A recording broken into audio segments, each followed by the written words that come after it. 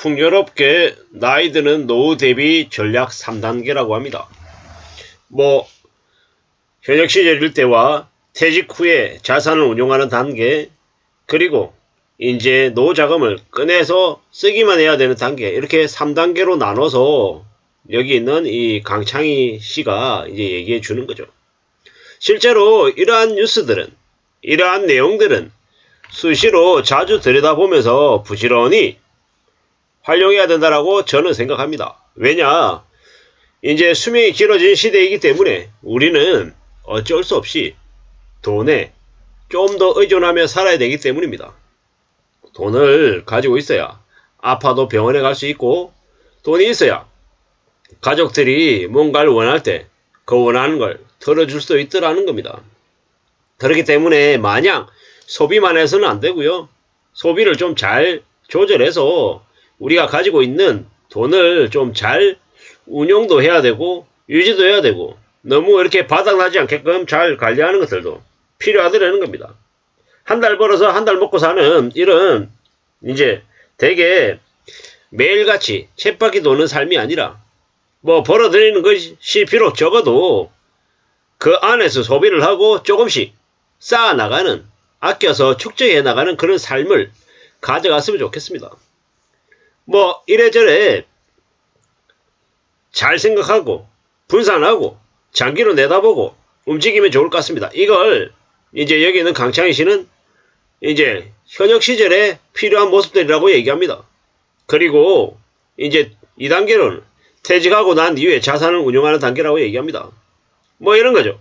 예를 들어 가지고 있는 자산이 1억이다라고 하면 노후에 예를 들어서 4% 이내에 꺼내 쓰라고 얘기합니다. 1억을 모았으면 1년에 400만원을 꺼내 쓰라는 겁니다. 이건 결국 무슨 얘기냐? 1년에 최소 수익률을 한 4% 정도까지는 내는 걸 기준으로 해서 이제 400만원 이내로 꺼내서 쓰라고 얘기하는 겁니다. 정기예금 플러스 알파를 이제 목표 수익률로 잡고 이제 꾸준히 이제 움직여 나가야 되는 거죠. 1억이 400만원이다라고 하면 예를 들어서 3억이라고 치면요, 한 1200만원, 한 월에 한 100만원 정도 이제 끄집어내 쓸 수 있는 정도 수준이 되지 않겠냐. 그러려면은 이제 한 3억 정도는 갖추고 있어야 되는 거죠. 정기예금 금리가 한 3% 정도니까 한 4% 정도를 이제 목표로 잡고 이렇게 움직이는 건 그래도 좀 가능성이 높지 않냐라고 이렇게 본 것 같습니다.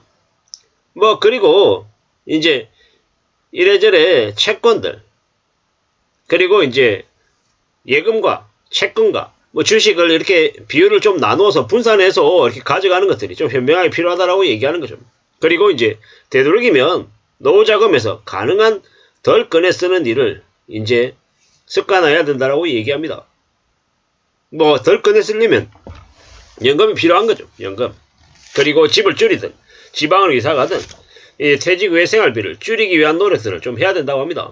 그리고 적은 소득이 있다 하더라도 어떤 식으로든 근로소득도 이제 필요하다라는 겁니다.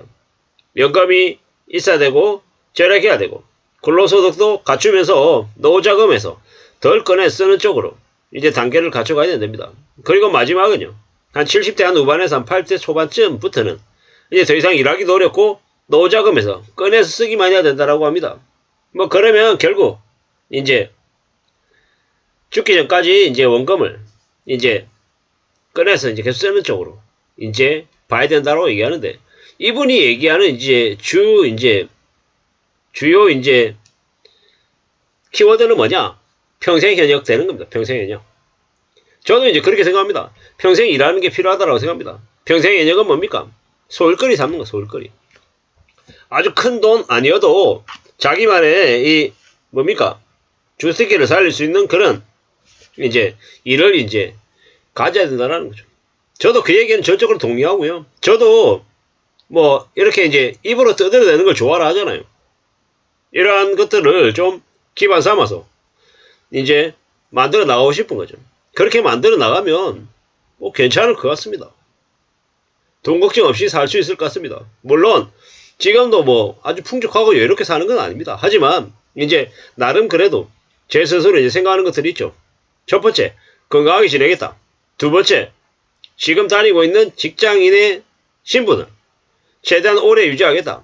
세 번째, 나의 재능을 활용해서 내가 좋아하는 것들을 통해서 일거리를 삼겠다. 요거 1, 2, 3만 되어도 그래도 괜찮을 수 있을 거다라고 생각이 듭니다. 뭐 마냥 무조건 이렇게 큰 돈을 벌어서 부자가 될 거다, 이런 기대는 안 하는 게 좋을 것 같습니다. 그런 기대 자체를 버리고 사는 게 제일 안전하게 사는 길인 것 같습니다. 대신에 뭔가 이제 여러가지 궁리를 해야죠. 고민도 해야 되고 생각도 해야 되고 구상도 해야 되고. 하지만 함부로 크게 돈을 벌 것이다, 크게 큰 규모로 뭔가를 만들어낼 거다라는 그런 기대를 최대한 좀 안 하는 게 좋을 것 같습니다. 그래야 삶을 살아낼 수 있을 것 같습니다. 잘 따져보자고요. 잘 생각하자고요. 그래야 우리가 좀 더 강해지고 좀 더 단단해지지 않겠냐라는 생각을 해봅니다. 천천히 원하는 것들을 이뤄나가기 위해서 시간을 좀 갖고 움직여 보자고요. 그래야 되지 않겠습니까?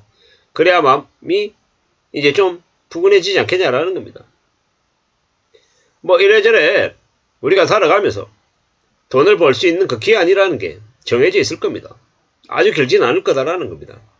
그리고 또 그런 와중에 따져봐야죠. 살펴봐야죠. 챙겨야죠.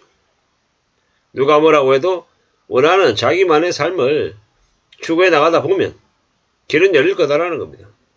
그래서 그렇게 생각하면서 살아가야 될 것 같습니다. 사는 게 뭐 마냥 쉽거나 마냥 이렇게 여유롭거나 이러진 않은 것 같습니다. 하지만 두고 봐야죠.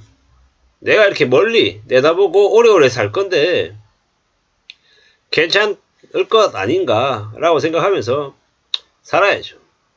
천천히 차근차근 이렇게 축적해 나가면 길이 열리지 않겠냐라고 스스로 생각해 봅니다. 누가 뭐라고 해도 우리의 삶을 축적해 나가고 책임지는 건 내 자신이다. 그래서 내가 좀 더 움직이고 좀 더 열심히 살면서 삶을 챙겨 나가야 되지 않겠냐라는 겁니다. 그렇게 마음을 먹어봅니다. 차근차근 천천히 움직여 나가야죠. 그래야 되겠습니다. 누가 뭐라고 해도 내 삶을 지켜나가는 길은 나에게서 나온다. 그렇기 때문에 좀 더 차분하게 착실하게 삶을 챙겨 나가겠다, 이런 각오를 잊지 않아야 될 것 같습니다. 그러다 보면 어느 시점에 뭐가 이루어져도 이루어져 있지 않겠냐라는 생각이 듭니다. 차근차근 차분하게 살아가 보자고요. 그런 마음으로 움직여 보자라고 이야기하고 싶습니다. 이상입니다.